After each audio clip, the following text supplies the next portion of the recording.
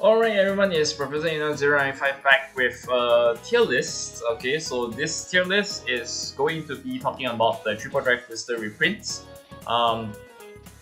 Which specifically this will be dealing with a lot of Triple Drive Booster reprints which has been released last Friday.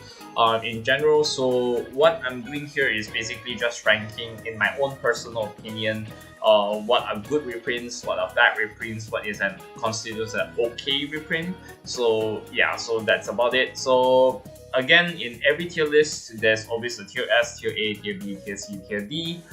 Tier S being the best, tier D is the absolute worst. So like tier S is I put like the Q JoJo scene. Yes.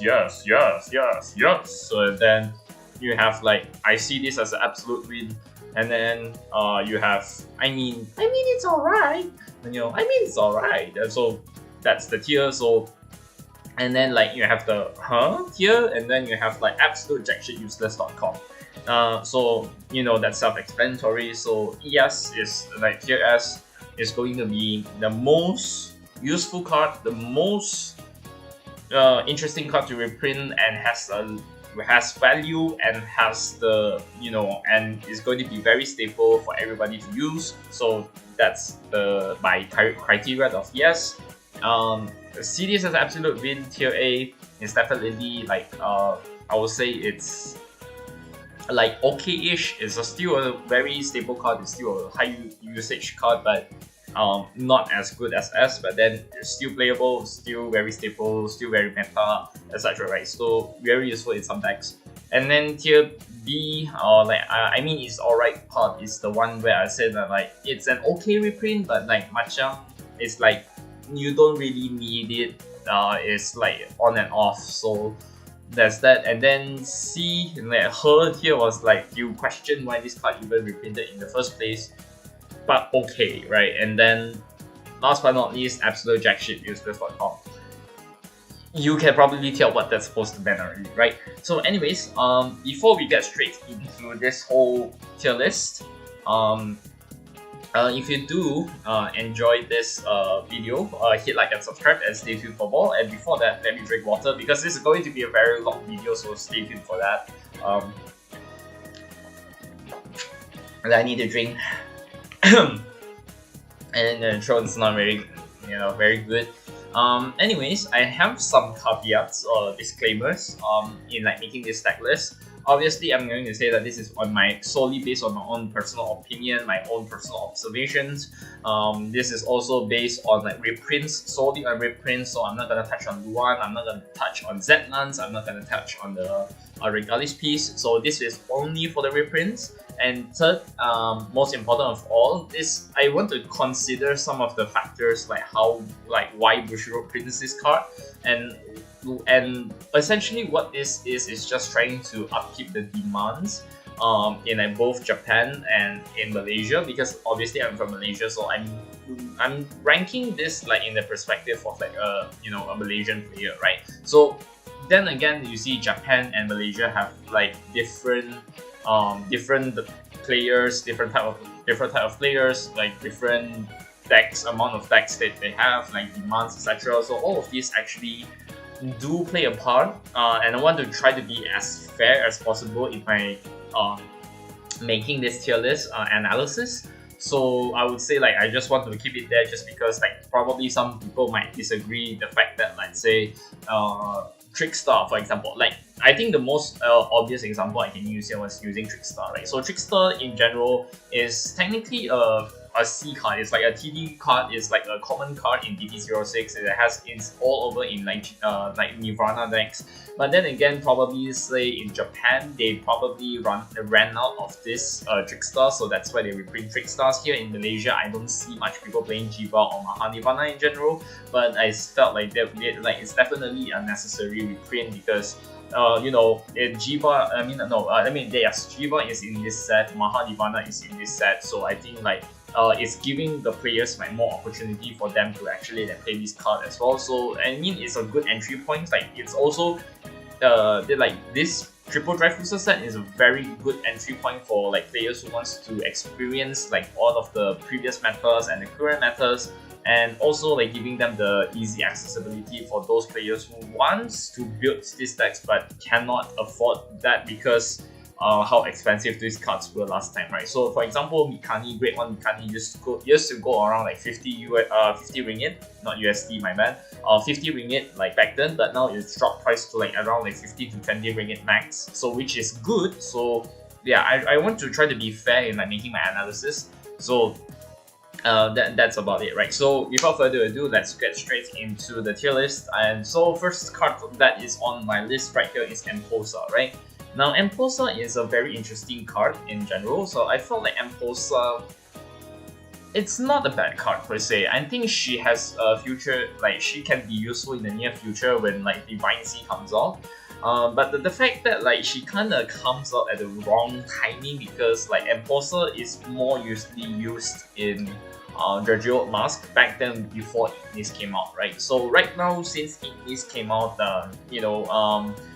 Emposa is not as useful as last time because you can rely on Vapula, because Vapula is a great one. It allows you to draw and allows you to do the same thing what Emposa does, because like definitely you're restander. So technically in Graduate Ignis and in Graduate Mask, and also in like any Graduate in general, like she's technically your 5th attacker. Which is good. I will say that is good, but then again, she came a little bit too late for my taste. I would say like it's alright. I mean it's technically alright because like I felt like she can be useful, but then again, the timing is absolutely off. I think she can be better replaced by Vapula. Then again, if you're playing like the pure Grade 3 Graduate or if you're playing Graduate Mask, I think like Emposa is definitely a necessary play. So I'd say yeah, it's definitely okay. Not bad, but okay, right? And then we have Cardinal Deus Office. We don't talk about Office. Moving on, we have Zorga, Blue Zorga. Now Blue Zorga and like some of the right lines in general, right? Like Redon, Gravidia, etc. Right? Some of these decks have their own mask versions, so at best you can play them at one copy and just call it a day, which makes me personally, in my own opinion, that all of them can go straight to D. But however, I also want to be fair because some people might not be able to access to Mask, some like Mask of Hydrogen or like Zorga Maskers, Gravidia Mask. Gravidia Mask is cheap, let's not talk about that. But like say like Zorga Mask or like Redon Mask for example. Then again, these are very cheap cards, and they are also like some of them are pretty meta decks in general. Like Zorga is meta, Zorga is better, Redon Mask is also better. So I would say like the way how they want to like put this, well, if like you want to purely build Blue Zorga without any mask engine, I think it's definitely okay. So for me, since like mask is on like Zorga is only like a one copy of it, I say like okay, I'll put it here here in the, I mean it's alright here. Could that feel better? I mean like this reprints, like some of the reprints of the old bosses is sometimes questionable, but I think I can understand why. I'm not sure about like the market and the demand in Japan as well, but here I think in Malaysia there could be like abundance of like people who have the old Zorga, and they probably can build another set of like Zorga deck without like the mask engines or the mask extras. So I think it's fine per se, so yeah, that's okay. The next card we have here is Shovelstart. Now Shovelstart, I will have to put it at the her tier because I think Shovelstart, honestly on its own is not a bad card. Like for CB1 and Soul Blast 1, you can technically prison one opponent's card, and then you can get to draw one if you have 3 or more cards in your prison, which is not bad. But then again, I think right now, in terms of my own personal analysis and the way how I observe things in like Seraph decks nowadays, Shovelstart is not as good.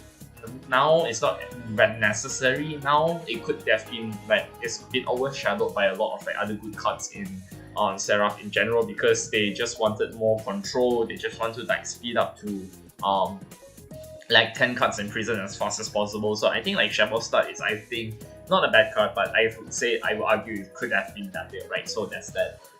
So that's about it for my own case. I think like Leonard is questionable. I think like I want to put it here, but also I want to put it here at the same time, because unless you're playing like Unrivaled Bruce or you're playing like the Violence Bruce, I think he's okay in some cases because you can technically just to retire columns and soul charge as well to and then call it out to empty circle, which fills your board sometimes. But I think it's okay. I probably like have to switch like either Shovel Star to like I think Leonard's can also see in use in some gameplay, but then again, it didn't really feel as it didn't really feel as very convincing for some Dark States players who are like keen to see like Brainwash. They could have reprinted Brainwash in this set, but they didn't. Leonard was like a very weird choice, but then again, it's been printed, so I have to print it. I have to put it here, so that's about it lah. So it's not a bad card. Again, it's not a bad card. I just felt like it could have been a better reprint, so I just have to put it there. And so that's that. Like now, Effect France. I see Effect France as an absolute win. Because I felt like Effect France is definitely a must-have. In some decks, I mean, it can be better. Because like France in general is not a very bad trigger to play with. I think some decks have to rely on like front triggers. Youthberg, for example, some Youthberg players will play front triggers. I think Hexaorb can play front triggers as well because like all of these front triggers is definitely useful. I feel like the more useful one I would say would be like the draws because like I think a lot of these decks here in decks in this meta plays draws. Like say Luwad, I think Shirani doesn't play draws. I think that's why like say like Shirani you can have to play fronts in this sense.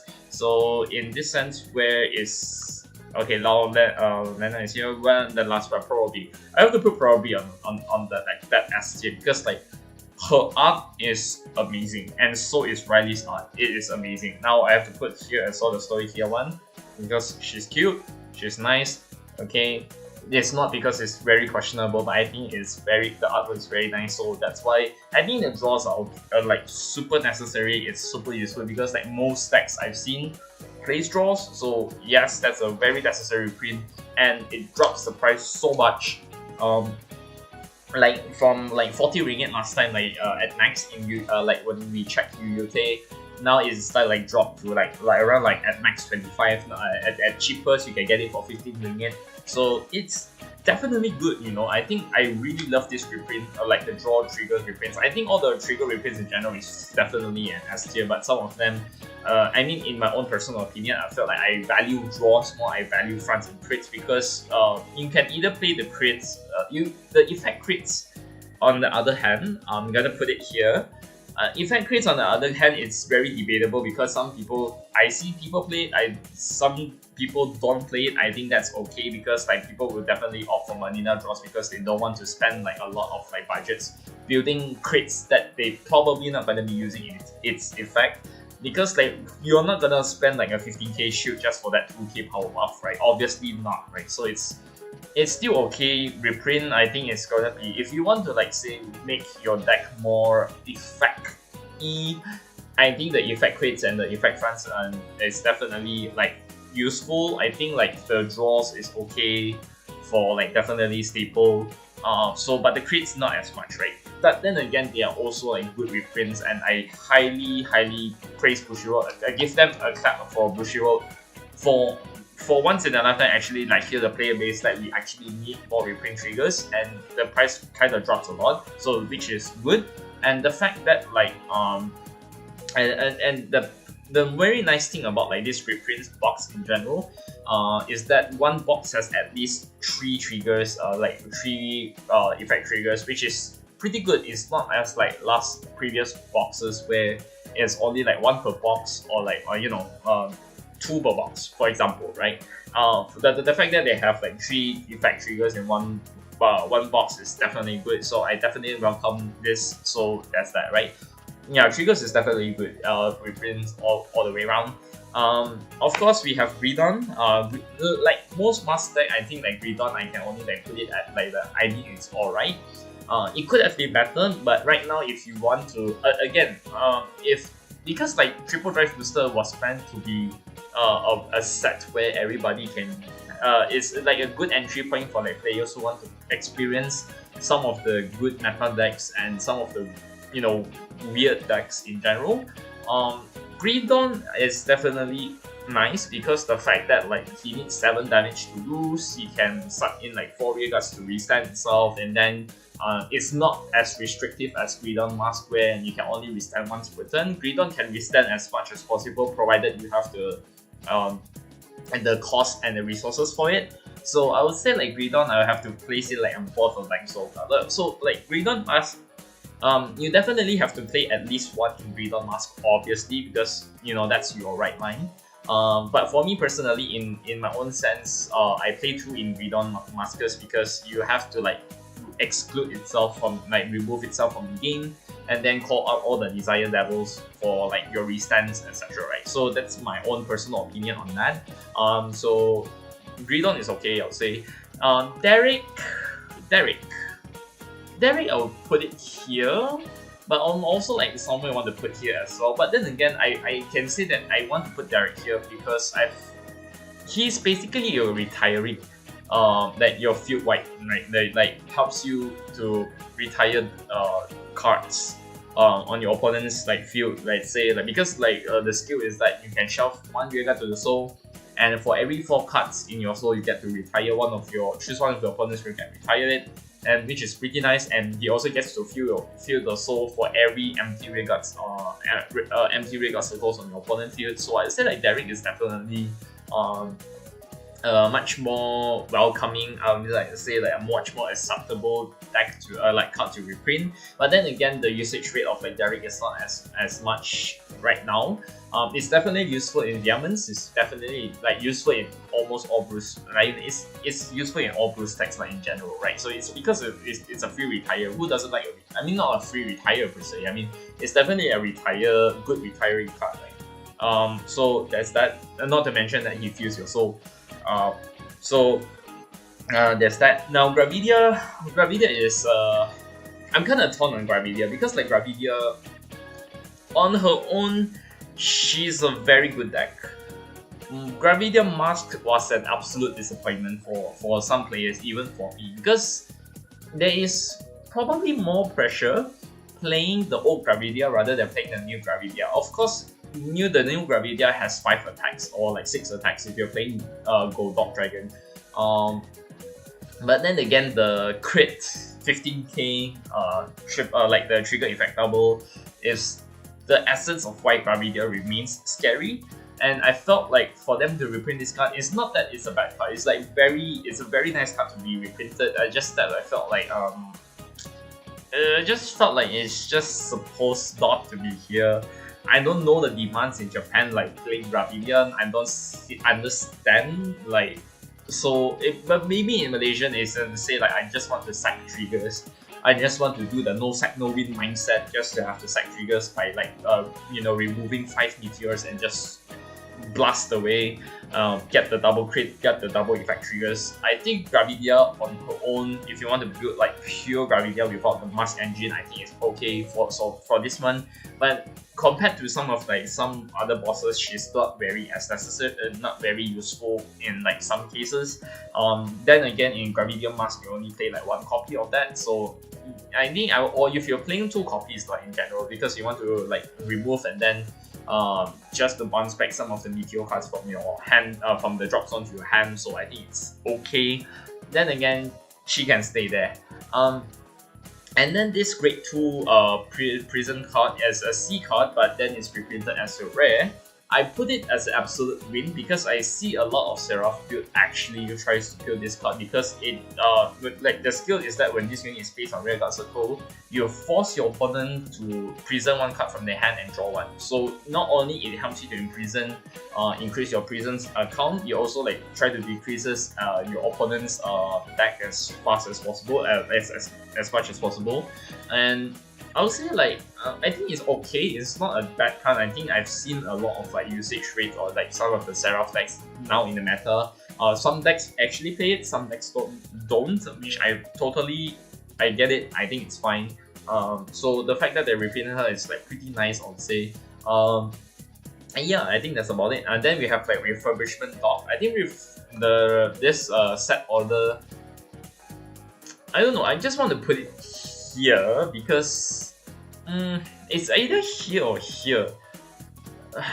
it's a very hard decision because the only decks that I've seen so far that can actually play this order is like mostly on Eva, because you can play it Poison in Paradise Eva as no, not really. I mean, like you can because like I've seen this card more often used in like Eva decks. If you combine with Habitable Zone, like call Counter Blast 1 and search your deck for up to 1 set order and play 2 of the set orders, then for the next set order you play free of charge. So technically you can play this card for free if you're playing like Habitable, for you to draw one and for all your breakthrough to get boost. It's definitely a good synergy with like mostly Eva. Seraph probably not as much, but then again it's not a bad card to have. I think refurbishment dot is definitely, I would say, like I put it in this tier. It's not super good, but it's not super bad either. I think the draw one and your breakthrough boost is absolutely good for late game, especially if you like have like in terms of like Seraph or like Seraph and Eva, where they have like mostly abundant of like breakthroughs on the field for them to like boost. I think that would be like okay as well. So that's about it. And now for Asperidia. Now Asperidia is difficult because I felt like I could put Asperidia right here, in the absolute win tier, because Mahanirvana, because like this deck usually synergizes the best with Mahanirvana. So definitely if you have like two Asperidias on the field, is basically you can do like 5 attacks already, which is good. If you want to be super ass copium and play this in Eugene, where you Soul Blast 5 and then you just look top deck and there's just call an Asperidia for your 5th attack, which is also very good. 4th attacker, 5th attacker is okay-ish. In Shiranui, probably your 3rd card of attackers, because you already have Furai, you have Sekie, so why play 8 Restanders when you can play 12 Restanders, right? So I think like Asperidia is not a bad card on its own. I felt like it's an absolute win. It is also like very expensive card as well back then. But then right now, since Mahanirvana is back in this reprint set, I think you can give the players a much more better experience to feel how good Mahanirvana was back in the meta, back in the days. So I felt like, okay, yeah, it's an absolute win. It's not a bad card. I think like a Soul Blast 1 and Restander and it's not being locked to anything, it's super good. But mind you, your Vanguard has to be grade 4 or greater. You can play this in Dragon Tree as well. Like Dragon Empire, Dragon Tree is also like very useful, because like Asperidia, you can build this, you can put this card in there and call it a day, right? Especially if you like proc the Dragon Empire or OT, that where this card shines the most. So I would say that I would see this card as an absolute win, obviously speaking, from my own perspective. Also like Mahanirvana. Now Mahanirvana on its own, I would say like I have to put it like somewhere around like I think I would put it somewhere around this tier. Probably like above Pre-Dawn, but yeah, I mean it's somewhere there, but Mahanirvana, in my own personal sense, is a good deck. It used to be a BT04 meta as well, because like you can definitely deal one's opponent damage. You can like call a Trickstar from your drop zone, and then you can have an overdress to Asperidia. So which means that like for me, like I felt like Mahanirvana was also a good reprint as well, but the fact that like if I know that some players are not very comfortable or not doesn't like to play the cross overdress engine, so the only like options for them was that like, okay, you can play the overdress engine if you don't want like to play the cross overdress engine, which is technically okay, and I feel like this is more acceptable, because like I think if like Stora, Warina and Jiva, you can do like I think 1, 2, 3, 4, 5, you can do like 5 attacks with Jiva. Now with Mahanirvana, you can also like do like 5 attacks as well. And then like if you have cross overdress, then this unit gets like your front row units gets 10k power, which is definitely good as well. It's not that much different in terms of like power differences between like Jiva and Mahanirvana, although you could say like it's debatable, because like depending on what prayer dragons you cross overdress with. But with Mahanirvana and Asperidia, it's a very it's like some sort of like a equal level, so like equal footing in terms of like playing these two decks together. So I felt like Maha Nirvana on its own is a very good deck. You combo with all of the Asperidias, I think you can build your own already, like you build your own Maha Nirvana in this deck. So it's like from this set, so I think it's super good. There's that. Trick Moon, moving on to Trick Moon is definitely S tier, because I put it in the S tier because it's a staple card in Baba Sagra. If you're a Baba Sagra player and you do not have Trick Moon, don't think about it, right? But the fact that they have reprinted Trick Moon is one of the best decisions that they have ever made. Not to say that they didn't reprint Trick Moons, but I felt like it's definitely up there in terms of like good reprints, like the good ass reprints, right? Because back then, when BT04 came out, when Baba Sagra came out, Trick Moon was basically your CC engine in Baba Sagra. So definitely a fall off, and not to mention because of the whole Trick Moon dress boost, where you can boost 10k for each arms. So if you have 2 arms, it's gonna boost for 20k. Not to mention that in addition with like Baba Sagra with Bell Lord, this is going to be very useful, very important in almost all Baba Sagra decks. So the fact that they printed this card is super good. So it kind of like drop price as well. So back then, if you're playing Baba Sagra back then in BT04, it's like it's a pain in the ass to find, because like it's only 60 ringgit back then. Now it's dropped price to around like 10 to 15, which is like super good. I'm kind of glad that they reprinted Trick Moon. So yeah, that's about it. Good reprint. Moving on, we have Unrivaled Bruce. I think Unrivaled Bruce on its own is also a very nice deck, because I also play Unrivaled Bruce. So that no, this is the Grade 3 Bruce, but I have, so like my Unrivaled Bruce, I have this deck in general. So I think Unrivaled Bruce is also not a very bad deck to play with. 6 attacks, 1 attack more than Diamonds, So it's good. Not to mention that right now you have a lot of like key support cards in BT13, like Falcratia, which is a grade 4, which is a good for grade 4, because like you can shove in grade 4 and then plus 20k, and then since your Vanguard is a grade 4, Falcratia can move the soul and draw 1. You can have that Noctelgio. Noctelgio is the BT13 triple rare Dark Sage Dragon, where you play some Guardian Circle and Rearguard Circle, depending on where you put it, plus 15k shield, or you can draw 1, shove 2 cards from Drop Zone, and put it into Soul, which is good for Bruce to have to increase the Soul count, and also gets to be more defensive with this Unrivaled Bruce. So I feel like it's definitely it's a great reprint. Not to say that it's a bad card to print with. I feel like that this could be there, like Maha and Unrivaled Bruce can be putting in the tier C, but I felt like right now it's a very, like what I mentioned earlier, it's a good point for like people to play back some of the very good, like the good old metas back then in BT04. So Unrivaled Bruce is not technically a very weak card. You can use it to your advantage to play like 6 attacks with like huge powers and buffs and all that. Not to mention you have the PR as well, which the Spear Riding PR. Impediment Slasher is also like very good as well to support this deck in general. So that's it. The next card we have is like Seraph the Pure Light. Now Seraph Pure Light, I would say like I would put her at I'll put it at tier S, right? Yes, the yes tier. Seraph is not a bad deck. She is, in fact, probably arguably one of the most underrated meta decks right now in standard, because she is technically a mass mass control deck. The fact that like when you place her on the Vanguard Circle, you can just like prison 6 cards and max.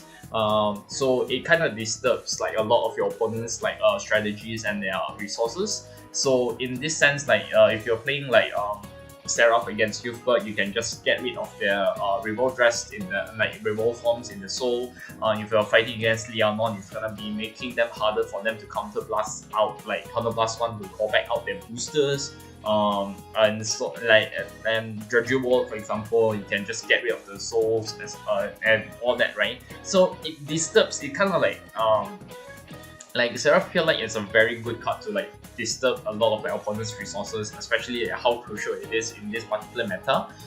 To like say that you have to reach at least like 3 revolve forms before you like revolve dress to full blast, or you need like at least like 5 rear guards for Liana to make the huge ass power.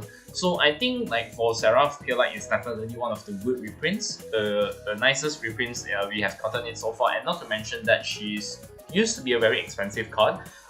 Because like back then, if I'm not mistaken, and you can correct me on that, back then in BBT04, I think BDT04, I think she goes about like 70 ringgit, and now that she's kind of like dropped a lot, so which is pretty good and pretty nice. So it's definitely a nice reprint to welcome with.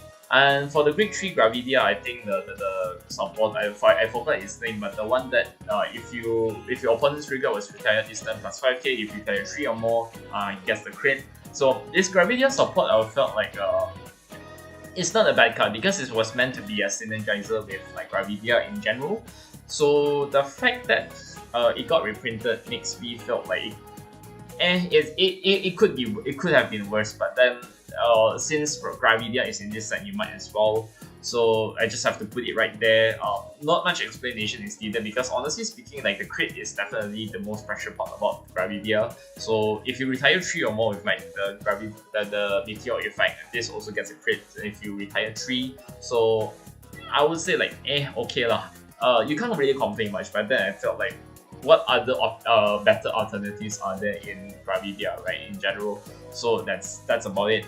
Bastion Prime, I think I would put it at tier S because like since Bastion Accord came out, Bastion Prime has seen its popularity and it's the practicality of like using it as a finisher, which I can understand why. So like if like Bastion players, if they see that their opponent's hand is like very low already and like 5 damage, you know that they will have to use this for the instant kill. And so that you can like technically do 5 attacks with Bastion Prime, as opposed to like 4 attacks with Bastion Accord.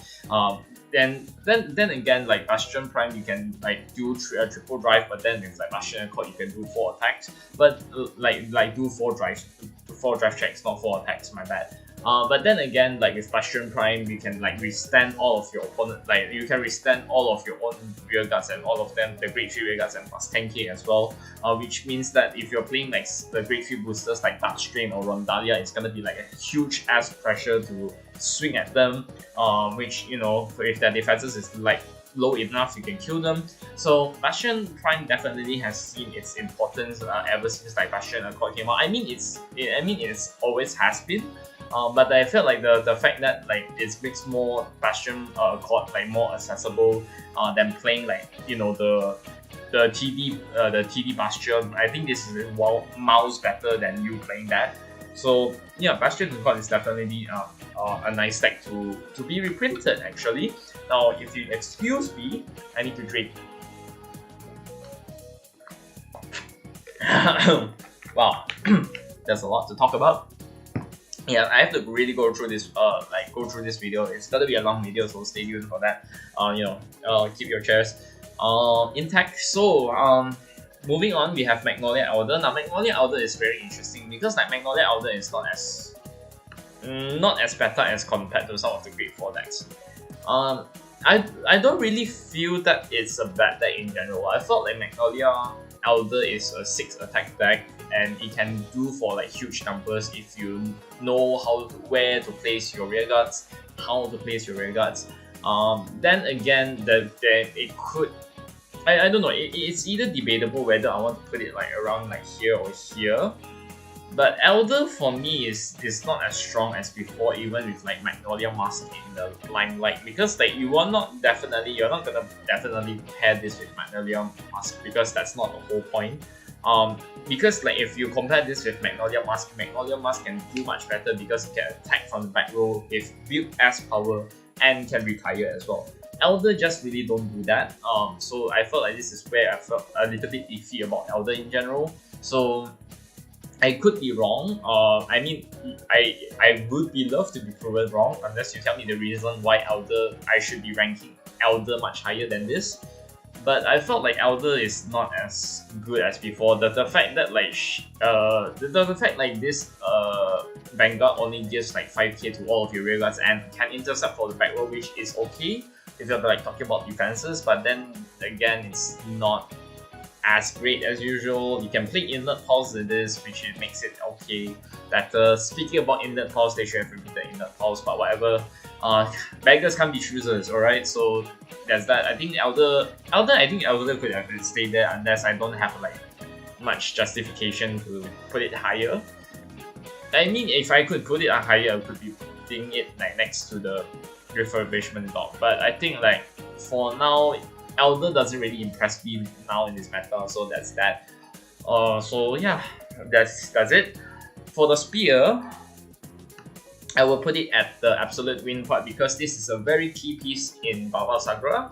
So Baba Sagra players has to absolutely have to play this card, otherwise you are not gonna play the second order this turn. So the Spear is definitely an absolute win for Baba Sagra players because I'm not saying that the Spear was, I think back then the Spear was also a very hard card to find as well, but it's not expensive, it's not too expensive. It's like at max you can, I got my Spears for about like 20 to 25 ringgit each, so it's not as bad.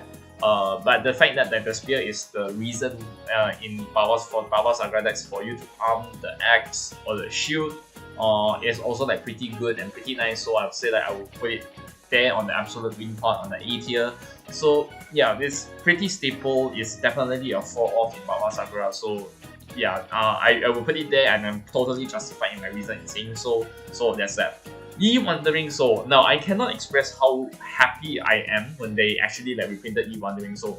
So for me, I put like say I will put Ye Wandering Souls in this in the top of the S tier for the time being. Because it is so staple in like most of the story tier decks right now, like the Zorga, Granfia, Lulu Zulu, or majority of the story tier decks can actually play this card. So Ye Wandering Soul use is now super like back then it was like super expensive, like 60 ringgit per card, but now it's kind of like dropped a lot, which is like okay, that's kind of nice. So if you're a story tier player, then like if you are playing like Claudine, Zolgar, or any other story tier decks in general, I think this Ye Wandering Soul Mushi King is also like very important. So like this card is definitely a must-have in like most of the like story tier decks, unless of course you don't see the absolute need for it. But I would say like highly recommended to like put this card under if you want to go for the extra drive for the pressure, right? So Zorga, Mushi King, Claudine, etc. absolutely will use this card, and the fact that they've reprinted this card is one of the best decisions that they can have ever made for this one, for Bushiroad. So yeah, that's good on that part. So yeah, that's that. Stephanie. Stephanie, why are you like this, right? She can be better, like they could have reprinted better, but Stephanie, I don't know, for me Stephanie is not a bad card. I think Stephanie is okay in a sense that you can give the front row units plus 5k for that 5k pressure to reach magic numbers, which is okay. But then again, I felt like in most of the Bruce decks, she's not really that necessary, because if you're playing Diamonds, you can replace her with Heidi or Trish, which could be better, then it's okay. Because Trish is also a 5k, like 13k booster and also a 10k shield as well. Heidi can plus 5k and not once per turn every time she boosts. So I think not a bad card, but definitely not the worst one, but definitely there's other alternatives. So, but Stephanie is not it, and I don't understand why they have to print an SIR for her, which is like, why of all things. But they have made the concept art for her, like the SIR art of her. So, oh well, can't complain much. So that's that. Next off, we have Tamayura. Now Tamayura is an okay deck, I would say. Personally, I've played a little bit of Tamayura, borrowing my friend's deck, and with Ririmi and Rarabi, I would say like it's okay. I think it's for like some people who wants to play the glitter deck. I would say this would be Tamura could be a very nice starting point for you to play this deck. So I think it's quite nice.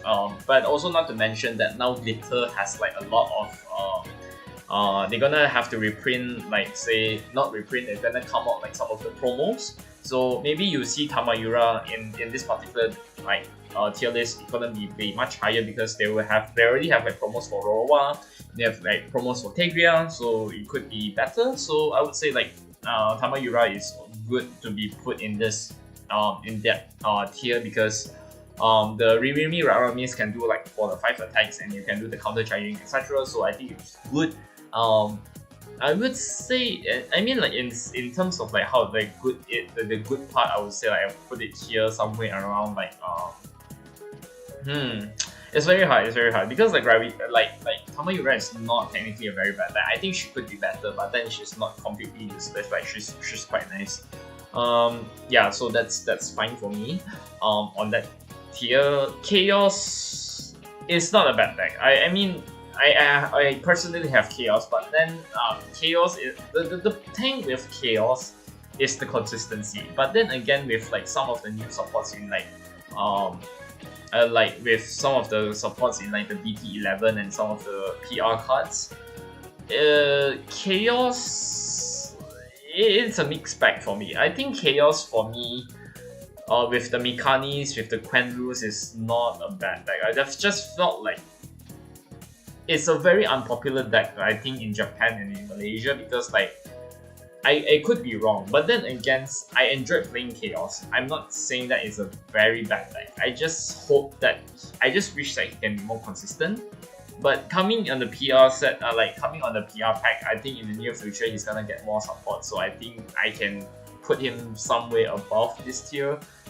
But in terms of like Glitter, I don't think that Chaos is the very nice recommendation for people who wants to play like Chaos deck. I think it's like because it's so RNG, it's so Highlander. At times that you can proc the effects like 13 cards in your soul already on turn 1. Other than that, you have to wait until like turn 4 for you to manage to proc all the 13 cards in your soul. But then again, it's it all boils down to skill issue. I know, I could be the worst Chaos player out there. Please don't get mad at me. I could have been the most shittiest Chaos player alive, okay? So I've played this deck, I've enjoyed the deck. I just don't feel like it's a very nice reprint given how there's like a bundle of Chaos out there. Not to mention you have like the new Chaos in BT11. That makes this deck better, but I felt like it's nice. I felt like it could have been something else, but we have Chaos, we have Glitter, so that's about it. I can't complain. But Eva, however, I will put here at tier S. Eva is very interesting because she's not completely dead. I mean, she drops a lot from the meta ladder ever since like the decks like Meguro, Morphonica, and some of the DBT 13 cards came out. But then again, for me, Eva is still a very relevant, fun deck to play with just because not only her art is amazing, she's cute and etc.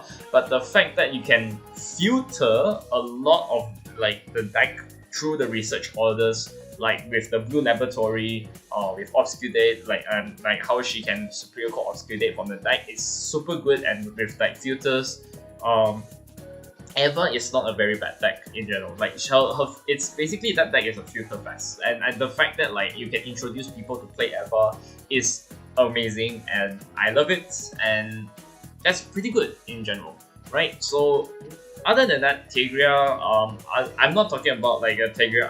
I'm talking about these both Tegrias also could be an S tier because right now Tegria and almost all of the Glitter right lines in general are getting like their own TRs. So you can see that now Tegria could have Tegria is very hard to find as the news I've heard so far. And now that they are getting like more new support in the future, not to mention that April de Justice in BT11 is also a very good consistent card for Tegria to play with. I think like putting that like both Tegrias on that tier S is definitely not super outstretched. It's a good reprint. I mean, like, it's not also like A tier, but then again, you cannot deny how Tera can also like scale that power every time she like the persona buff as well. So once the persona buff like power stacks, it's also like swinging for a huge ass power, and also, and not to mention that you can draw a lot with like the Pokemon like persona riding, so that which is like technically very good in that particular sense. So I would say like Tera is a very nice excuse me, the reprint to have. So Tera definitely tier A. Rorowa. Now Rorowa is also an expect for me. Now Rorowa is, I think, the very decent Flash Rorowa. The Rorowa from BT. BT11 is also a very good engine to play with. Not to mention we have Radelinia. So I'm not gonna put here her tier. I probably have to put it at somewhere around like next to Tamura, I would say. Because like the thing with like all the glitter right lines is that at best you can play up to like 3 copies or like 2 to 3 copies each, but Tera is definitely like depends. It could be like 2-2 or like 3-3, depending on the ratios, depending how you're playing it, because they have to like keep on activating orders, etc. But Rorowa for me, it's good for defensive options. It's also like if you're riding on some of the supports for very decent Flash Rorowa, it's good for the plant tokens to be spawned and then retire, then you get to draw one. I think it's okay as well. With Radelinia, it's going to be very nice because you can do like 1, 2, 3, 4, 5 attacks. So 5, it's like also the 5 attack Rorowa deck. So with the grade 3 Radelinias, I think it's okay. Other than that, I felt like Rorowa could be just there. It can be better. I wish he can be good, but then again, he's a mixed bag for me. So yeah, that's kind of nice. Radelinia, grade 2 Radelinia, I'll have to put it like and because like glitter is in this set, so most of them I have to say that I have to put it here. But for the fact that like Radelinia was your engine to generate your Momoke token to attack with. So which is also kind of nice. So I can't really say much about like Radelinia other than spawning the token and also like getting the power buff as well. So which is like super nice. Then again, I probably have to put Radelinia next to Rorowa. I think it's because it's pretty nice in general. So yeah, it could be okay, but then again, she's the one that helps you to buff the power from Momoke and attack from there. Now, Ririmi and Rarami, I have a huge mixed bags with this because when they announced this reprints, I was like super disappointed that they have to take, like, if you look at glitter sets in general, like in the case of like Rorowa where Radelinia you can only take 1 spot for the triple rare spots, Ririmi and Rarami just takes the cake for filling all the 4 triple rare slots with these 2 doors. Which they could have used one of these slots to print Brainwash Swirler, but alas, of course, they want to build this. So for this particular reason, you have to put at like the her tier. Because I don't get it why you have to reprint these 2 cards in general, and I am so disappointed. What the hell, Bushiro?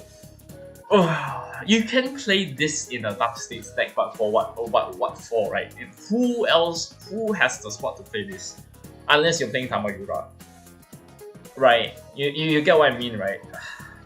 I'm like solely disappointed. I feel like I just want to put them in absolutejackshit.com, but then again, it has synergy with Tamura. So I really can't complain much. But then again, they are there. I will play you girls in Pelmoon if I have to, so that's about it.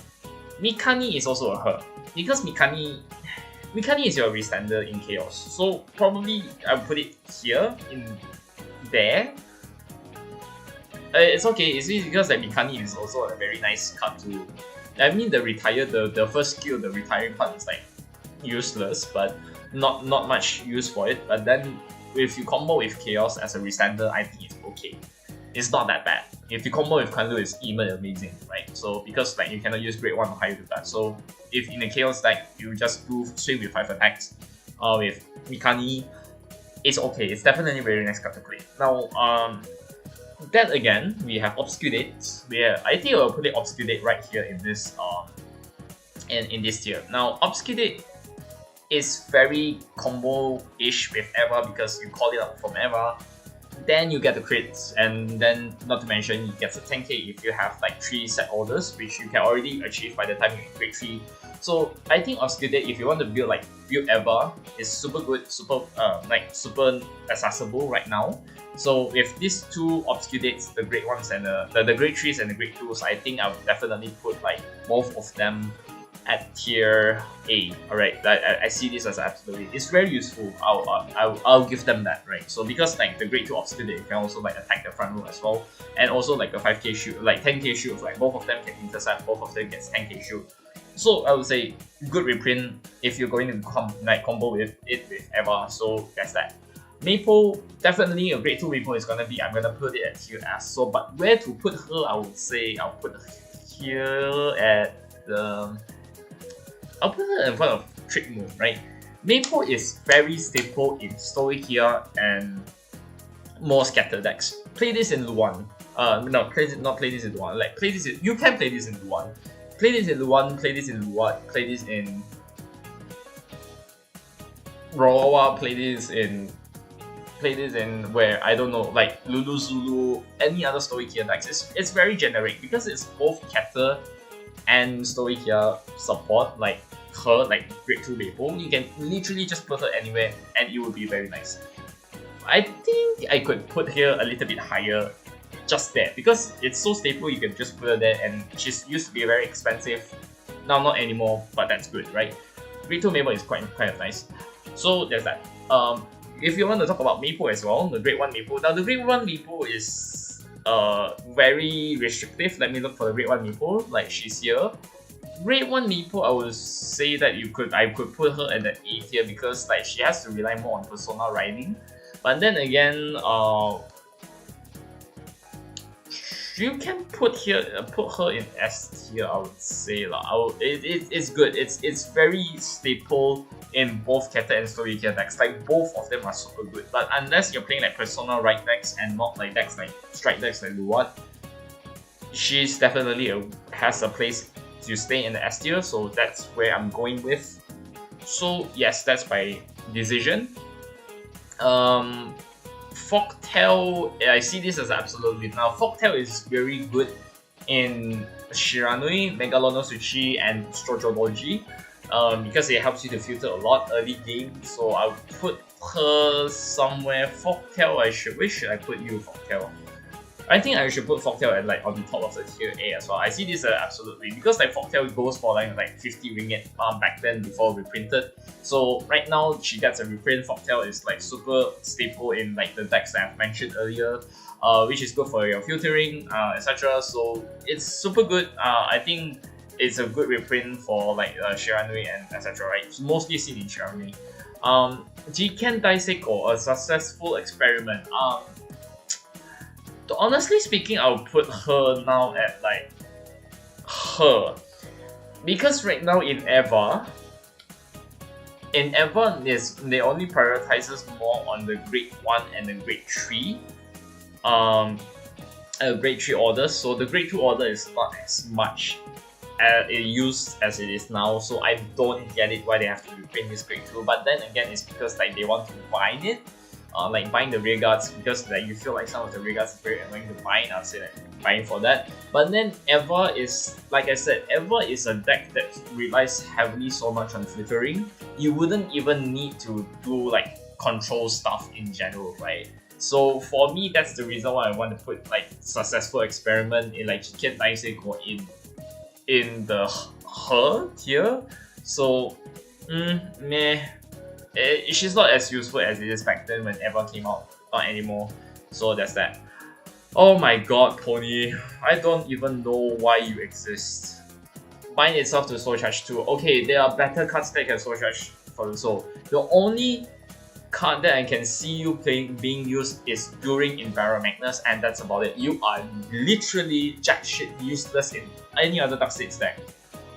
Unless there's more support in the near future, it requires you to Soul Charge a lot. But then again, you're absolute jack shit. I don't know why you exist. I don't know why you reprint this. I don't know why you even reprint this Bushiroad. Why? Just absolutely why? Anyways, moving on. Nirvana Jiva. I see this as an absolute win. Not as good as Folktale's reprint because of the staples, but then I see like Jiva is a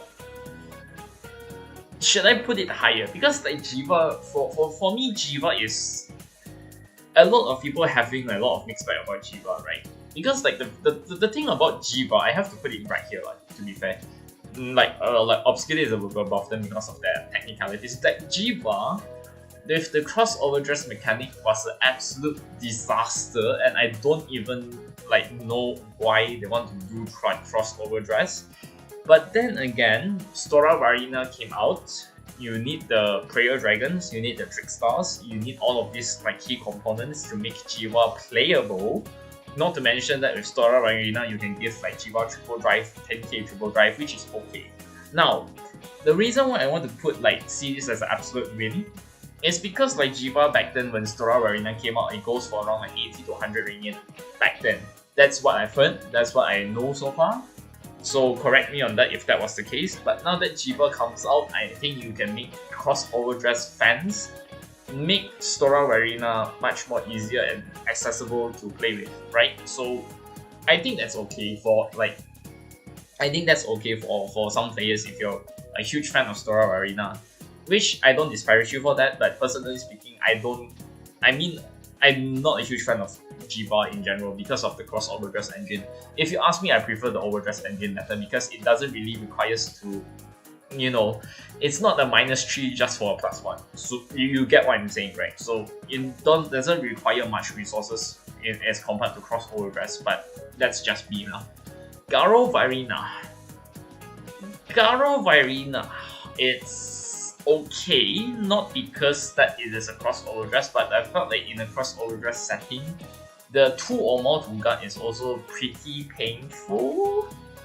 It's not a bad card. Garo Varina is not a bad card. It's a 2 or more to guard, it's a card restrict in general, which Jiva usually don't much. Like Dragon Empire decks really doesn't have much. Like Jiva, it doesn't have much. So that's why Garo Varina, I would say like put there. But then again, if you time it, if you have the, I don't know, it's like some of the crossover like Prayer Dragons, just can give Stora Varina the 2 or more to guard. It's debatable, but then I felt like Garo Varina is also good for the guard restrict purposes and whatnot, right? So which is technically okay-ish in certain matchups, certain situations, which is I would say better than you playing that that Prayer Dragon, which is very RNG and very hard for you to get it out. At that point, you might as well just play Garo Varina, right? So that's that. Julian, for next card is Julian. Now Julian is pretty hard because like Julian is also like one of your main boost engines as well. So Julian is, if you're playing like Violence Bruce, you're not gonna play this in Violence Bruce because I feel like Violence Bruce eats a CB more than you have than what Julian technically does, because like Violence Bruce doesn't need a lot of CB. But Julian does, and in fact that like you can play this in like together with Leonard, together with Protobob. I think like Julian is definitely one of the good ones. You can power buff, you can plus 10k at max, you have 33k if you persona right. So again, you can call out like multiple attackers, etc. So with like Protobobs, with Julian, it's a good combo. It's just that I thought like Julian is not a very necessary reprint unless you're like a huge fan of Bruce. Then again, I felt like the Bruce here is not very. I feel like Julian is useful. It's just that I felt like Vehemence was a mistake. No, not Vehemence. Like Violence was a mistake in general. Skyfall Arms, Youth Perk Skyfall Arms. I see this as an absolute win. I think at this point, I can play. I'm gonna put Youth Perk at tier S. Youth Perk is a very meta deck right now, so at this, I'm not sure where to put Youth Perk. I think I can put you like next to. I think you can be on top of my treatment. Because like Skyfall Arms, Youth Perk is definitely the meta decks out there. So for you to play the at least like 3 to 4 copies of the Skyfall Arms for like Persona, right? For you to pump big ass power on your what's that? Full Blast turn is pretty good, pretty amazing. So and it's also like very hard to find right now. So the fact that they reprinted like Skyfall Arms is definitely one of the best decisions they can also make for, like in this case for Bushiroad, for them to reprint this card, because they know that Youth Perk is like super good. And not to mention, if you're talking about Youth Perk, I'll have to talk about Gus, because Gus is definitely a yes for me. Because right now it's easy now to build full like Youth Perk right now if you're talking about like Full Blast. Then again, if you're talking about Full Blast is now rising up in price thanks to how cheap like Tempest, Gus, and Skyfall Arms is. So all of them are technically in the S tier, so all of them are definitely good reprints for you to build your way up to a Full Blast. Then again, Full Blast is a very expensive card, so be wary of that. Fregosa and Coralino for the Grade 2s and Grade 1s is definitely easier to find. It's pretty cheap, I would say. So it's easier for the new players to get the Full Blast Youth Perk experience. So definitely a good reprint for this time round. Mankai no Daikoshin Lianon, the Great March of Blossom Lianon. Lianon, as much as I like Lianon in terms of like how with Vivace, I think at most like you can only play her one copy, but then again it doesn't invalidate her as a deck in general. I just felt like you only need this for the first Grade 3 right deck right line, and that's about it, right? But then again, if you want to talk about her deck in general, if you want a pure Lianon in general, I think like purely if you don't want to like specifically want to build like pure Lianon, I think they will be like much better, because I think it would be better if I put like something around behind the crits, or like more like on the front side in general. But like for me, generally speaking, if you want to not to touch Vivace, or you don't want the Mask Engine, if you want to play like the full Lianon experience without those shenanigans, I think like Lianon is the best deck for you to like play to start off with if you're like a huge fan of Lianon, or you find Lianon very interesting. So I think that's okay in that particular sense, for my own in my own perspective, right? Because like she's also quite nice to have to play with.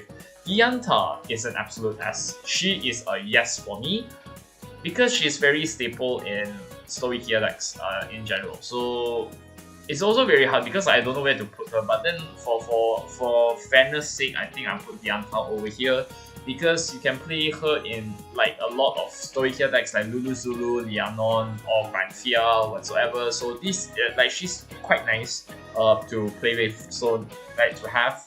So yeah, I think like Dianta is definitely up there on the S tier personally.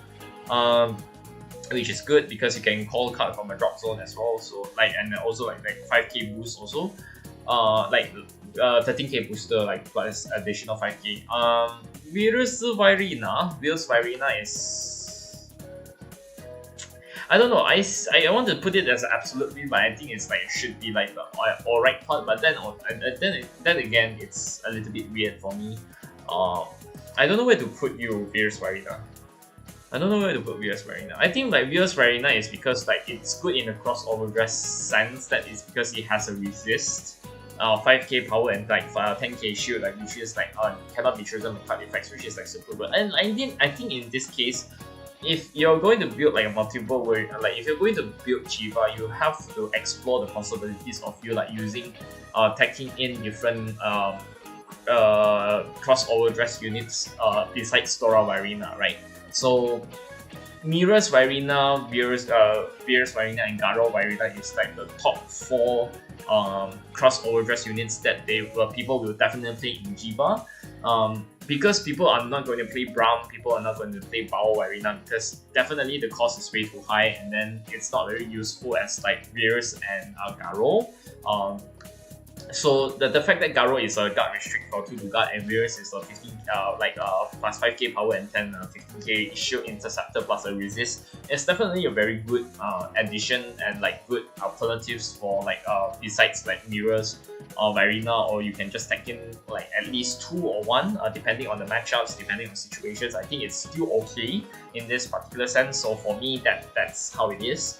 So that's all for me on like Virus Virina. And for Shapta is a I want to put it as a usual absolute jack shit useless, but then again, Shafter, it has seen its use in like Power Sakura because some people argue that you can early rush with Power Sakura if you when you start arming your grade 3 turn, but then again, I would say I put it at her. Shafter on its own is not a bad card but then again, it's very cost heavy for you to like arm a card and then CB1 and then just call out. Because it's been overshadowed by like some of the cards like Kanchakti, and then you have like Well Lord, you have the Grade 2 Dragon where you place on Real Guard Circle, Soul Blast 1 to top 7, 1 arm, 1 dress boost ability, 1 to hand, 1 to drop zone. I think Shafter hasn't seen much of its usage right now in like Power Sakura decks, so I would say that that's where I have to put it there also in general. And that's my personal opinion. Enucleate is also a big her for me because I don't see people playing Enucleate. I don't even know where you play Enucleate because I really don't see a lot of people playing Enucleate, so that's why I have to put her like really down there. Anything the Soul Blast 1 to counter charge is good, don't get me wrong, right? And you can play this in Youthberg, you can play this in Luan. But then again, if you want to play this in... Okay, let's assume that you play this in Luan. It's not gonna make things any better unless I would say that if you want to take Luan into perspective, I would say you probably be somewhere around... I mean, it's alright part, but because like you can put this in Luan and call it a day, but then again, you're not very that useful in like most decks, especially not in Integra, because there's no space, right? She's a good card, but there's literally like Vanguard deck buildings in general. One of the most major issues right now is just how do you want to build your decks, and like do you want to reach like consistency? Do you want like resource recovery, resource management? All of these things are definitely important. But for me, Enucleate is just meh for me, like in a sense. It's not that great, but it's not that bad either. But then the usage rate I've seen her is not really that much, so I don't understand why. This story here order, I think I'd say like I see this as an absolute win because like this is also a very staple order in like most story tier decks. In fact, as a matter of fact, I think like some of the story tier orders is very generic and very useful. That they can literally be played in any story tier decks, right? So for this one, I don't remember what's the name of this card, but the skill is that you Soul Blast 1, you look in the top 3, you kneel 1, the rest you shuffle, and then you choose 1 card from drop zone and call it out, which is kind of nice.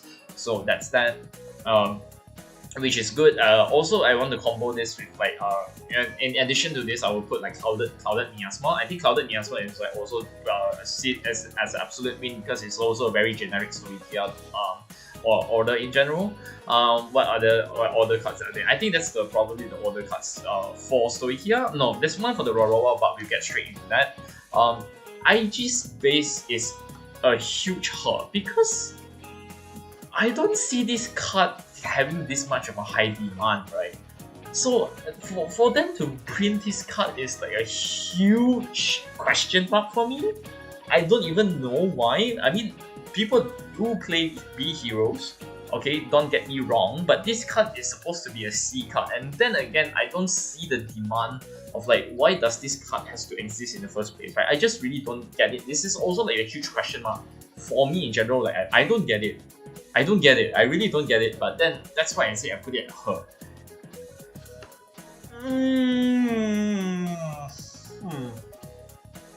At least Tamura and at least the Ririmi Ramami has its users. At least like the Jiken Daiseipo has its users, right? So it's very hard for me to make this decision.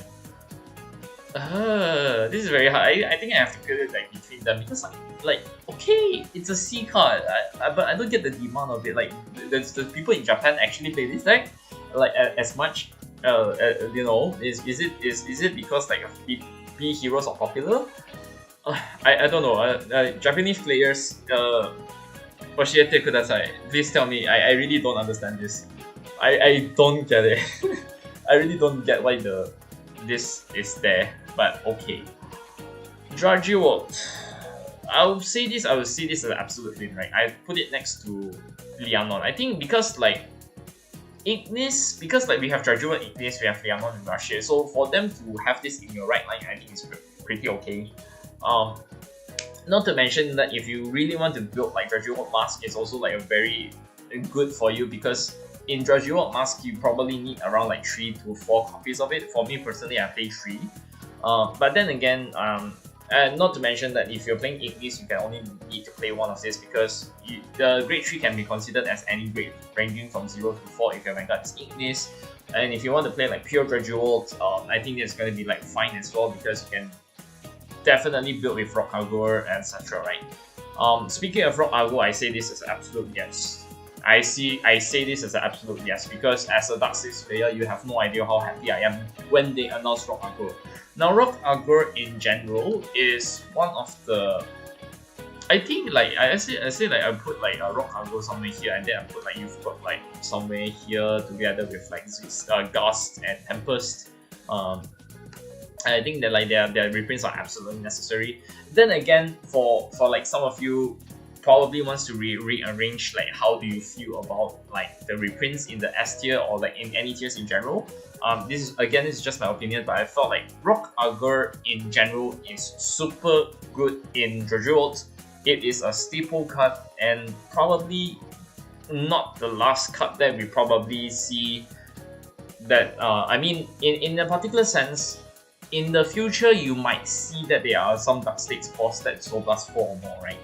So Rock Agor can see its usage in the near future. So that's why, and also if like, since Draguard decks like Ignis Mask and the OG Draguard, you really need Rock Agor. I say this is the absolute win, which is super good, because if you're an Ignis player, you can get this for cheap and rejoice.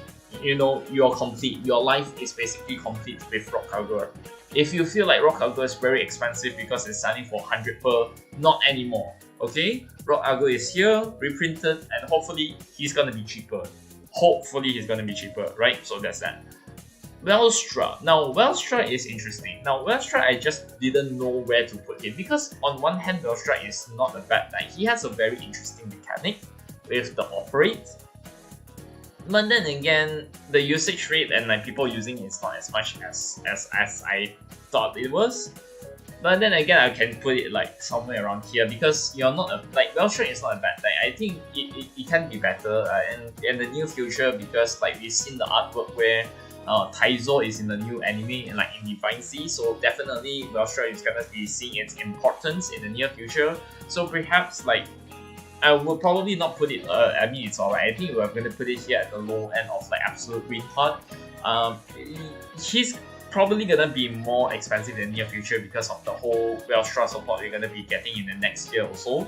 So I consider that okay, it's not a card that usually people that has the high demand for it, but then again, since the support is coming, you want to attract people to play Welstra with the Operate stuff. I think it's okay lah, in general. Resonance it is okay, I would say, because like Resonance is definitely, I see this as an absolute win as well, because like I felt like Resonance, I put it next to Lianon, I think. Some builds put it, some Lianon builds doesn't put it. Like Vivace, I've seen some Vivace builds that has Lianon. Sometimes I see Vivace builds that doesn't have Resonance. But the fact that Resonance is technically like your attackers, like basically your 7th attacker in that particular sense, where you have to counter +1 and restand if you boost a total of 5 times or more, it's definitely good and it's definitely welcome. I would say that it's a good reprint for like Lianon in general, and probably for like those players who are building Lianon in Vivace, they probably felt like this could be one of the most important cards to put it in the deck. So depending on the variations you're building, but if they need their alternatives to build like how they want to build their like Lianon decks, I think Resonance is definitely there to stay, to give you the more, you know, accessible options to get to this card. So I think that's okay in a sense. So Resonance is not that bad lah. Yeah, that's about it. So Falcate. Where do I put you, Falcate? I think Falcate is not a bad card. I think Falcate is a very good card. Because like it makes you to like put in your source and but then like try to like shove in like different grades in the soul. I think I'll have to put like next to Imposer in general, because like Falcate is not used as much since Dragon Ignis has the ability to like shove in all the different grades in the soul to, like in the drop zone. Or if you have the grade 3, then you have the counterblast one, and then you can choose 2 cards on the drop zone and put it into your soul.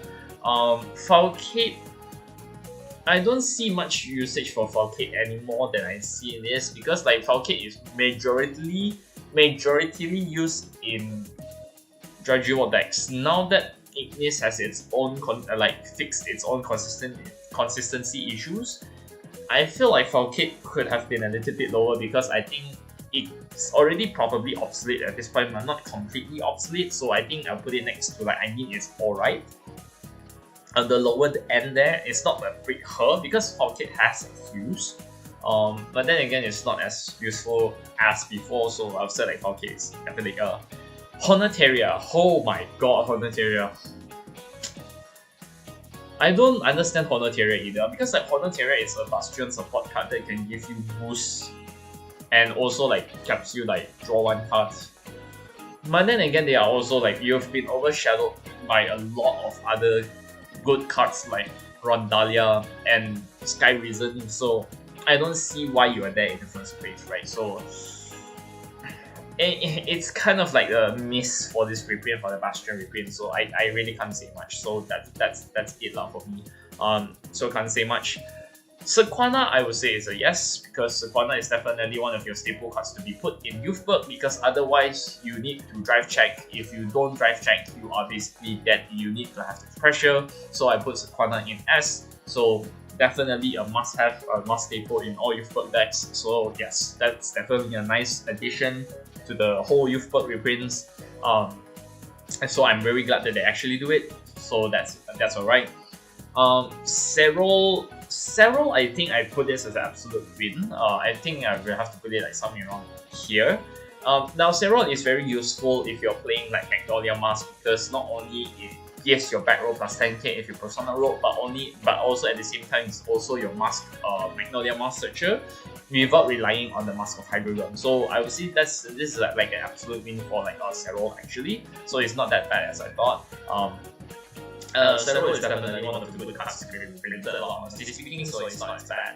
Radiolinia, the grade 3 Radiolinia, I would say, I mean, it's alright. Then again, I could have to put this like next to Rorowa, because like Radiolinia is basically your 5th attacker for Rorowa, and combining with all these two by retiring the grade 2 Radiolinia and the Momokia token, you can just put it there. So which means that like it's easier for people to build a Rorowa deck in general. But then again, like little decks in this set, it's not very highly sought after, especially like the things that is not ever in Tegria, right? So Chaos, Tamayura, and Rorowa is not that popular unless I'm wrong. So yeah, that's about it. Oh my god, Ririmi and Rarami. The fact that Ririmi and Rarami takes a lot of the triple res slots in Dark States just irks me the most. It grinds my gears, so I really have to put it there, because it's good. If you combo it with Tamayura, it's good. But for Dark States in general, I don't see the point why they have to be included in Dark States. And it's felt like, I don't know, for me, like Ririmi Rarami, the doors is just a miss for me, because like honestly speaking, it's not because I'm biased against it, it's just because like these doors takes up 2 slots, which reduces the chance for you to reprint Brainwash, which is sad, you know. I'm not gonna like touch on the topic anymore. Mikani, I say Mikani is a S. I'd say it's a yes. Because like Mikani in general is good for Messiah. Then again, it's like not super good, but then Mikani, if you're playing in Chaos, if you're playing in Messiah, mostly any Dark States deck or like any Messiah deck requires a lot of soul, Mikani is like your go-to guy, right? So technically speaking, like because Mikani used to be like 50 ringgit each, now they're printed and now it dropped price to 15. It makes like building your Chaos and your Messiahs complete your Messiahs much better, because I can understand why like Mikani is very staple in Messiah decks. So this is the like a huge reason why I would say I'll put it in the yes and the S tier like in general. Tamayura grade 3 order was also like I mean, it's alright. I mean, you can put this in like the Tamura, like the Rimi, Raramis, you can call it out. So I have to put it next to Tamura. So it's not the best, or it's not the best card to be reprinted. But then since there's like glitter, I think it can be excusable. But then with like you have the Rimis and Raramis are just there. So oh well, never mind. This grade 1 order, I felt like the chaos order that you can choose 3 drop like normal units from your drop zone and shove it into your soul, I think it's pretty okay. So for this part, and give your Vanguard 10k and then you put this order back to the bottom of the deck, I think that's pretty nice in general because it helps your chaos to fill it in soul. But then again, in this particular sense, like what I've commented earlier, glitter decks in general doesn't really strike as much as impressive to me, other than like Eva and Tegria. So I think that's the reason why they have to play this, play this card. So that's about it. I mean, for this one, but which brings me to all of the PR orders. For this, like the chaos order, I think is an absolute win for me. Although to be fair, it's supposed to be 4 chaos. That is not very impressive, but that it helps chaos to reach that 13 souls faster. So I see that as an absolute win. And not to mention, it's a very expensive. It used to be a very expensive card back then. So I think, if I'm not mistaken, but then that's okay. The grade 1 order is also very nice because the grade 1 order is one of the most expensive decks, like expensive cards back then, before it got reprinted. And now that it's being reprinted, like she can only get it for like 10 ringgit now at the bare minimum. Which helps like Eva decks like a lot, right? So not only for the counter charging, but also like helps like prevents your Obsc from being chosen and retired. So that's the grade 1 order, Eva order is like super great, super awesome. So I'm very glad they kind of like pick on that. Sekai wa Aoi Laboratory. The world is a blue laboratory. I think it's also an absolute win. Although to be fair, it's reprinted as a double rare in like DBT 11. So to be fair, it's not a hard order to find. But in Eva, of course, it's definitely one of the most staple cards that you should be playing like 3 to 4 off in an Eva deck. So it's not a very expensive deck to, and I mean it's not an expensive card to find. But then if they want to make this glitter set to be complete, I think this will be a very nice card to actually play with lah. Sorry if I sound so biased, but I really not very impressed with like, I mean not very impressed. I just didn't have much expectations for, like Rorowa, Tamayura, and Chaos decks in general. No offense, okay, for those people who are playing Rorowa or Tamayura or Chaos in general. I just felt like if you compare to all the glitter decks, I think Eva and Tegra is like meta defining in their own ways. And I'm not saying that they are all bad decks. I felt like they are more popular and much more has much more filtering power, has much more offenses, has much more pressure when it comes to like this whole playstyles and etc. Right? So I mean, Rorowa, you can do 5 attacks. I mean, Eva you can do 4 attacks, but then with double crits, etc. Like Tamayura, you can do 5 attacks. Chaos, you can also do 5 attacks, etc. With God Restrict, with all that stuff. I think it's good. I think it's it's not that bad. But I felt like the more interesting part, you usually have to look at like Eva and Tegria. But then again, I might be biased. So if you feel that I'm wrong, please tell me in the comment section down below. I just felt like this is the way for me. But for the grade 2 Tegria order, I think I can put it here. I mean, absolute win is not an absolute win either, but I mean it can be alright because like Tegria also have to rely on some of the orders in order for it to work.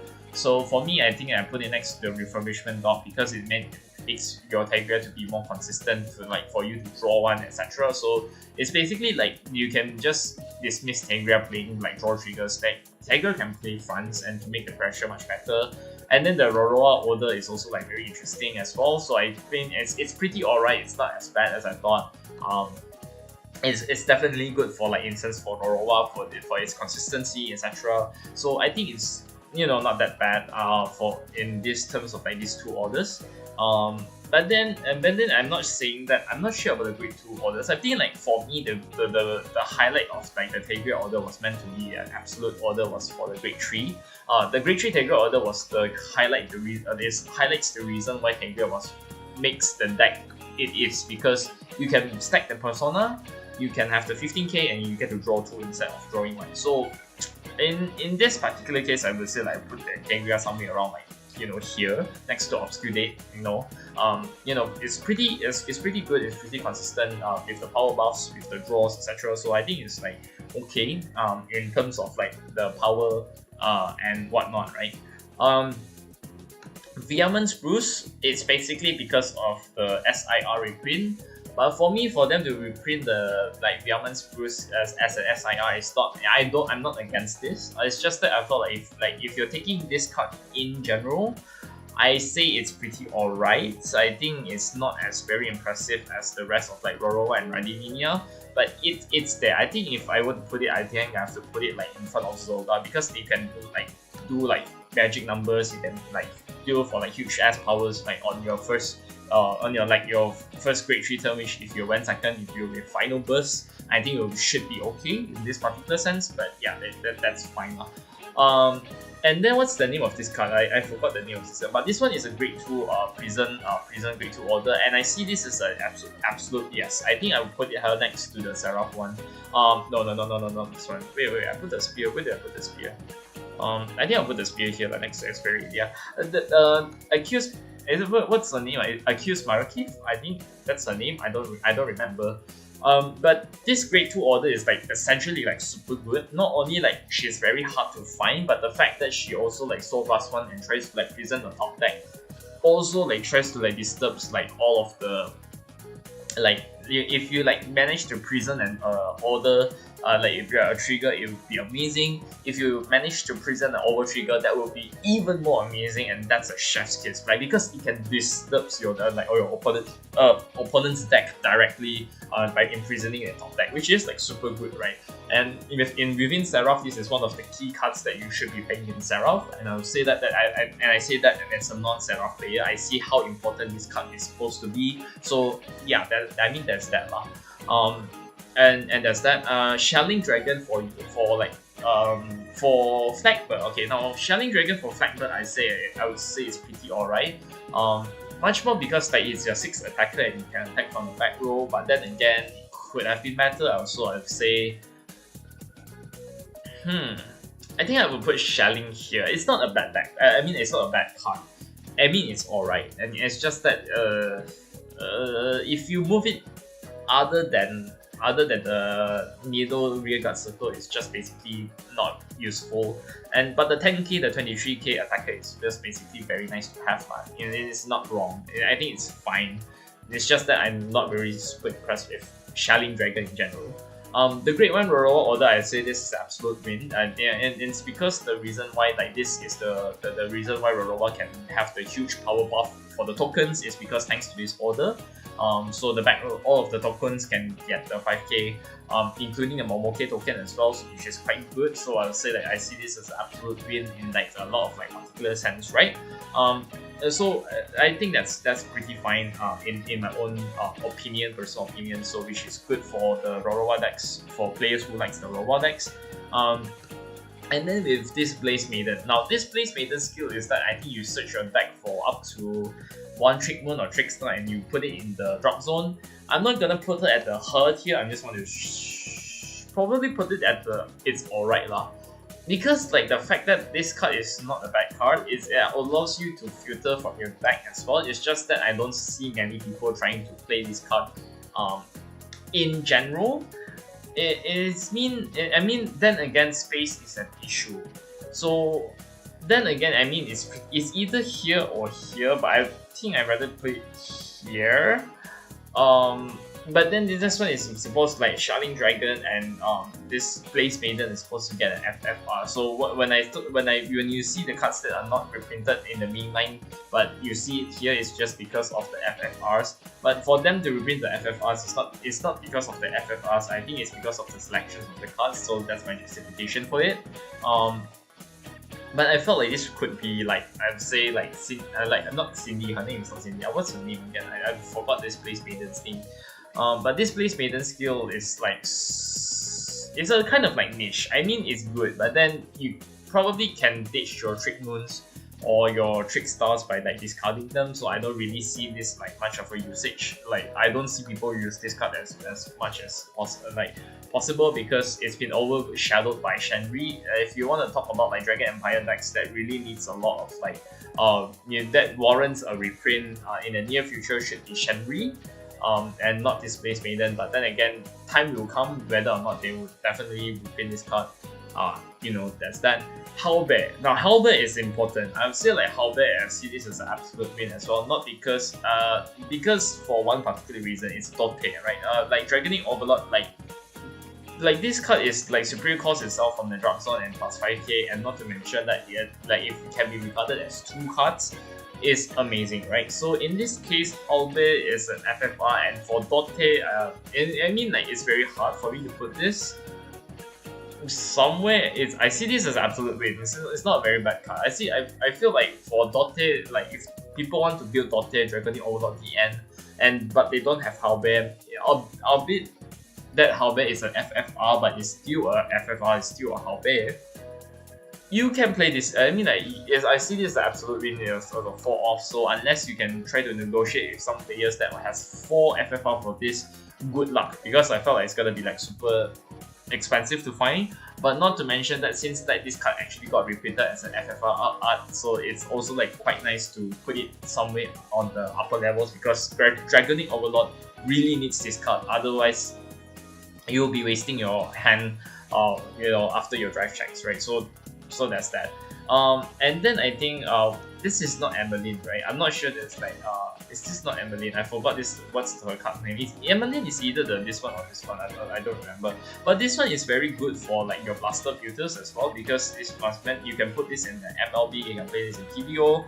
I say this is an absolute win because like you don't. This promo is not as not featured as in much of the it's not really featured in much of the very like decks in PBO and like in previous reprints. So the fact that they reprinted this card is pretty nice, and you can play this in like any other like blaster decks like MLB, PBO, etc. So I think it's very good. I think it's very nice. Not to mention we have like Broken Toys. I think Broken Toys is absolute win as well, because like Broken Toys is also a very hard PR to find. So in this particular case, I would like put like somewhere around like next to Resonance or like next to Halberd, because like the Broken Toys is like what makes Tamayura actually good, because of the whole engine of like Ririmi and Rarami. So I think it's okay, because like it's a necessary staple for like Tamayura to get it.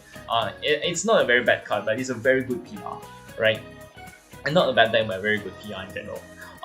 Buffalo Menace. Now I have Buffalo Menace, but Buffalo Menace is not very nice card to have, so I just have to say. But since it's reprinted in FFR, so I would say like I would have put it like somewhere around like the her tier.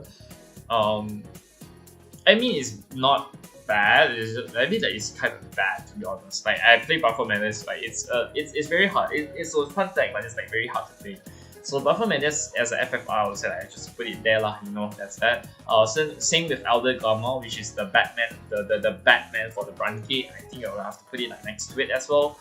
I mean, these cards just don't warrant a reprint. But then if you want to say like in terms of like consistency, I think like Elder Garma should be like, I mean, it's alright, because like it has more interactions. You can put in like Highlander levels of like orders and play into your deck, which makes the deck really interesting to play with.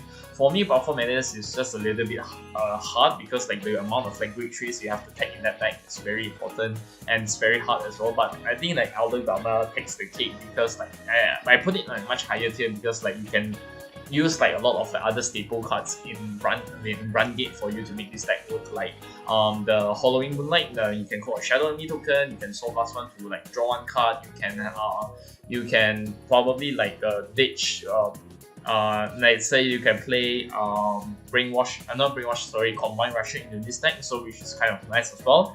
Speaking of Combine Rusher, they should have reprinted Combine Rusher in this deck, like in this set as well, so that's about it. Zest, Zest, I think it should be alright lah, because like the thing is that Zest is reprinted in like the first Youth Perk TD, so I don't get it why they want to reprint it in double rare. But since they reprint it in double rare, I think I just have to give it up a little bit higher. So I mean it's a double rare in this triple drive booster set, but then the reprints that you can already find it in the trial deck, so I just don't see the reason why they have to do this. But then again, I think people just don't want to spend like around like 70 to 65 to 75 ringgit just for you to buy 4 copies of Zest and not use it afterwards, which I can get it lah. I can understand the perspective of why they are doing this, but then if that's the standpoint of how they see it, I think I'll put it at like an absolute win. Which is good because like it's Zest in general, or probably I can put it much higher, because probably I can put it around like here lah. And like along with the rest of the youth perks in general. So like you have the RGB right here right now. So I think Zest is definitely okay. Despite the abundance of like the Zest right now in the market, because of like some trial decks with the youth perk trial decks, but okay, it's fine. And then we have the Darian. I think no, that's not Darian. I think that's a prospect, prospect. I don't remember its name. But this is a very odd promo, because back then in Lianon you will play this promo, but nowadays it's Luster Impact. I've seen Luster Impact more than people playing this card, because this was meant to be a 5k booster plus a soul charge.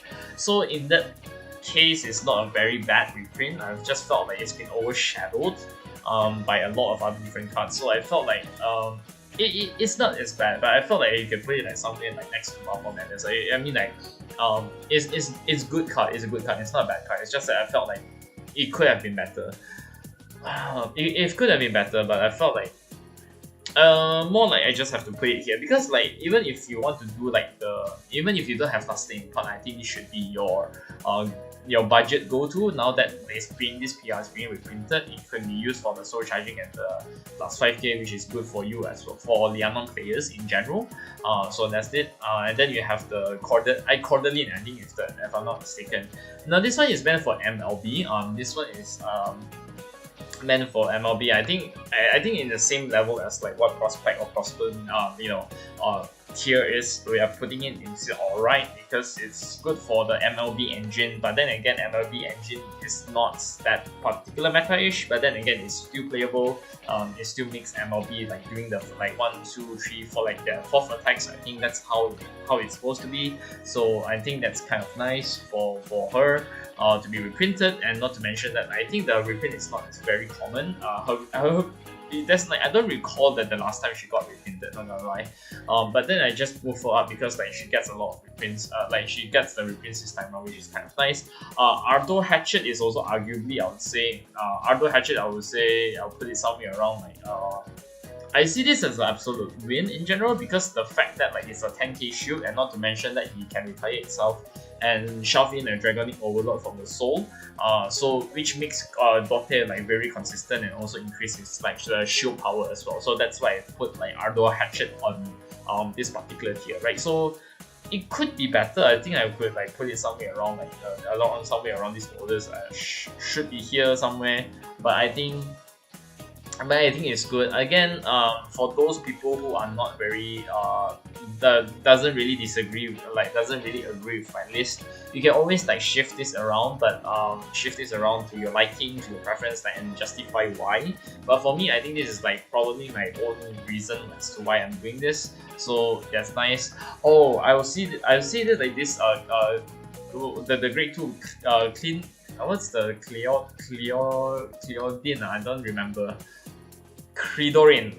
Credorin is also an absolute like a yes for me, because it's make like your PBO and your Blaster Dart actually that the reprints like this reprint actually, this promo actually makes Blaster Dart to like twin drive and then has to like retire itself, which is kind of good. I think like Credorin is like one of the underrated like cards, or probably the most overrated, depending if you're playing like ML Blasters or not, especially like PBO or PBD. But I feel like Credorin is like one of the most absolutely necessary cards to be reprinted in terms of like how giving Blaster Dart the pressure to keep on drive tracking, etc. Right? So it's not a very bad card, right? It's not a very bad card. It's really good.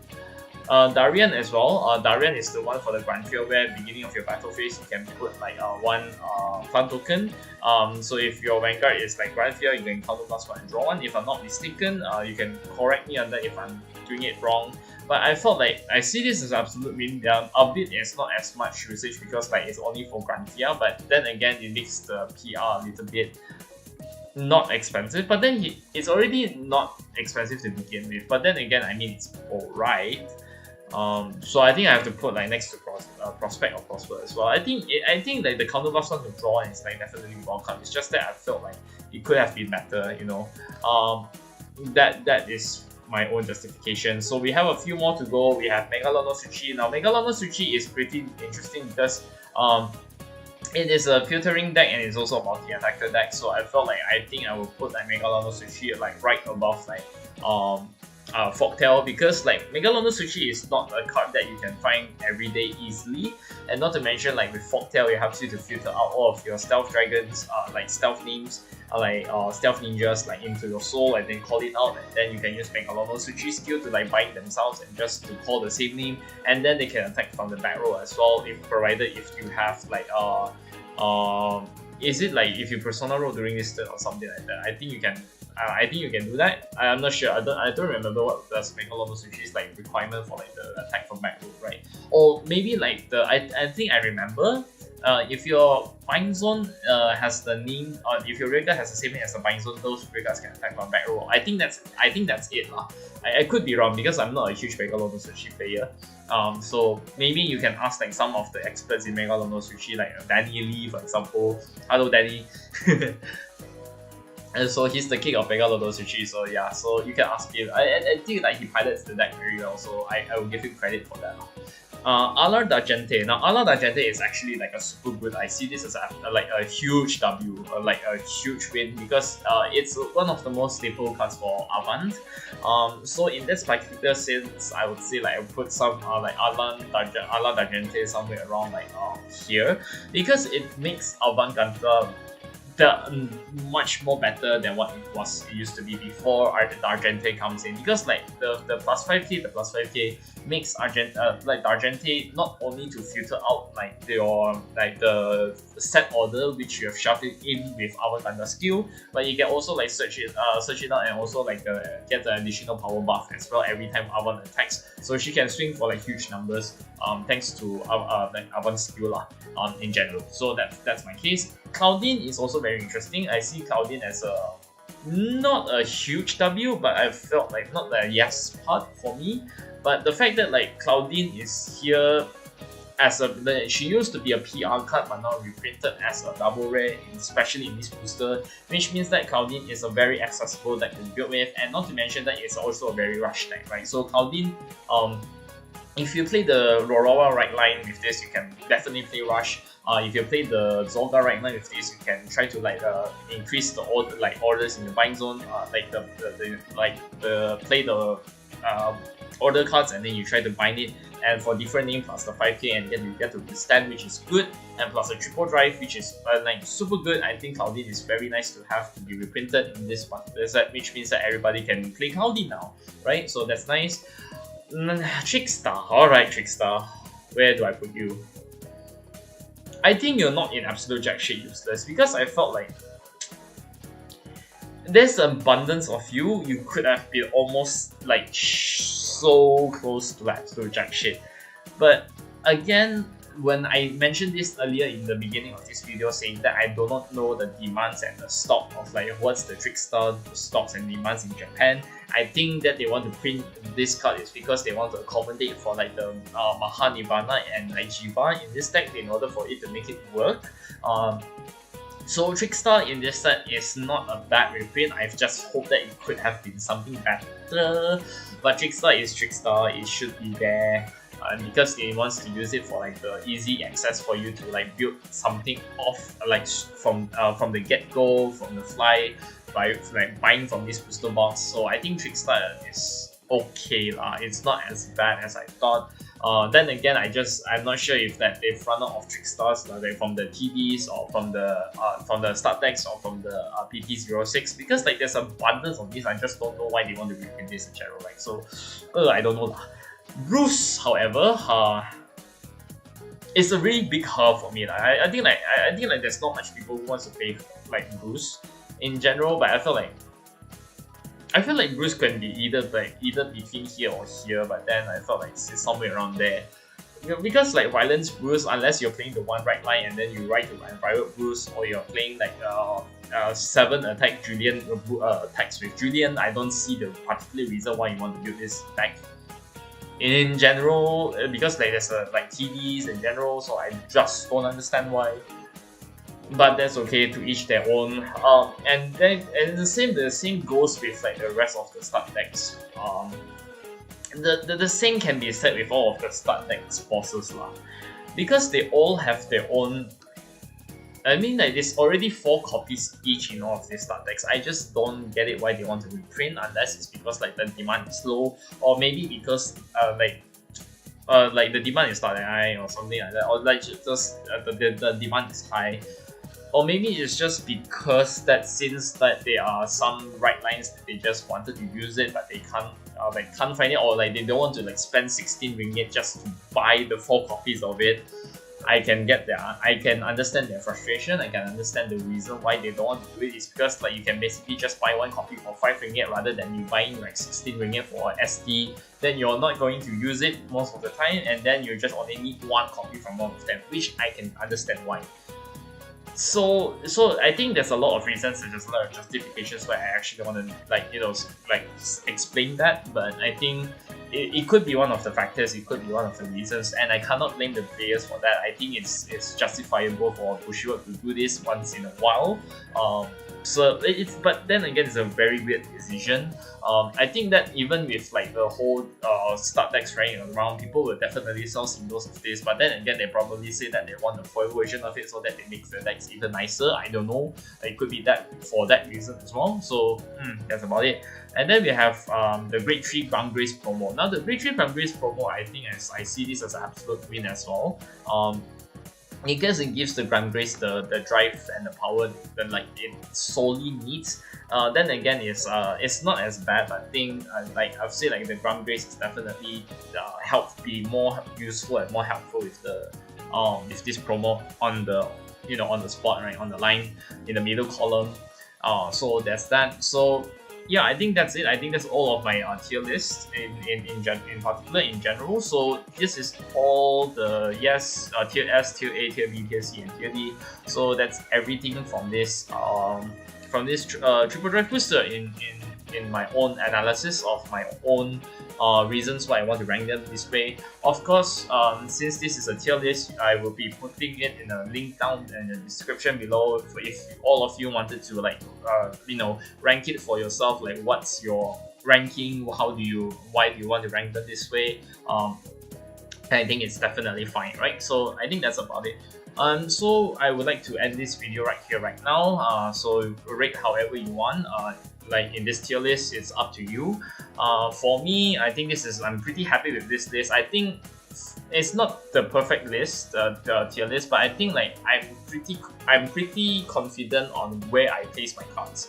And if you do realize, and if you do notice something that like a huge, probably like a majority of these cards falls under the okay category and not the super good category, but that's okay because, like I mentioned earlier, it's because of accessibility, like for new players to start, for using this set as a starting point to build that deck. So it's not that bad. I think like it's fine.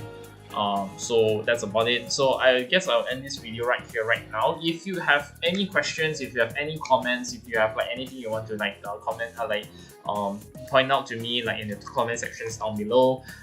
Please do hit like in the comment sections and hit like, subscribe, and stay tuned for more.